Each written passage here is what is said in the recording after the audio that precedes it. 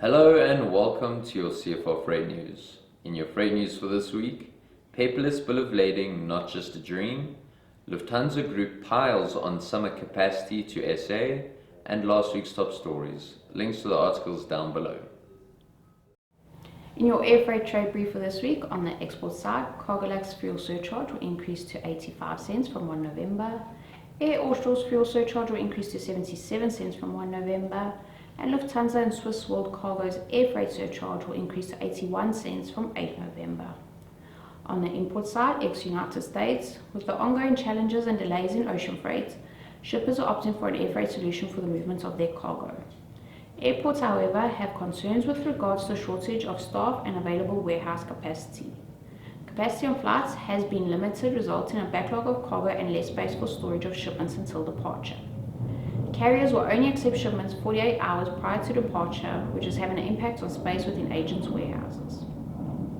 Ex-Amsterdam and Belgium, with SAA commencing flight operations, capacity has become available for the movements of cargo. Whilst restricted, this option offers a viable alternative to the European and Middle Eastern carriers at favourable rates. We have weekly consolidations ex-Amsterdam and Brussels to Johannesburg. Please contact your local office for more information. Ex-Germany, Cargolux have once again increased their surcharges, resulting in an increase in air freight rates. Not only does this impact South Africa, but also worldwide destinations, as the increase is on all rates offered by the carrier. This happens to be the fourth increase in the past few months. As always, selected global national holidays for the upcoming week can be found below.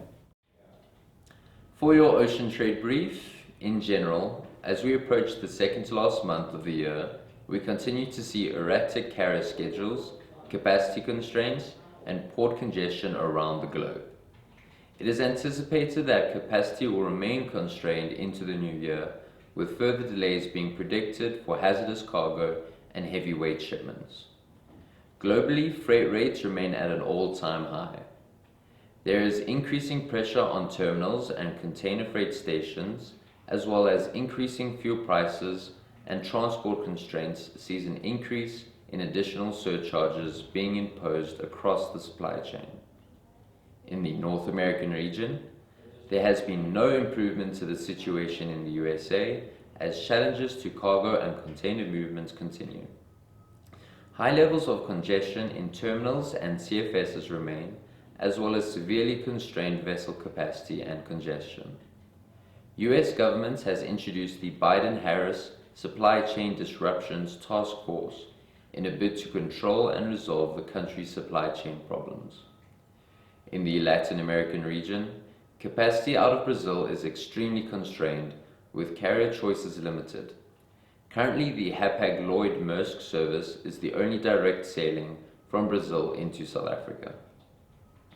In the UK, Northwest Continent and Mediterranean region, there has been no improvement to the transshipment delays being experienced in the transshipment ports of Sainz and Las Palmas, where we are seeing delays of up to 4 weeks for container transshipment. In the Middle East, subcontinent and Indian Ocean islands, India remains severely constrained, with carrier services into Cape Town being suspended. Loadings will be planned over the Durban console. In Jebel Ali, there's very limited export capacity for November, with some carriers advising availability only in late November. SA export services into Port Louis are experiencing severe capacity constraints, with limited carrier choices available with suitable transit times. For the full ocean trade summary, please see the links down below. Thank you for watching CFR Freight News. We'll see you again next week.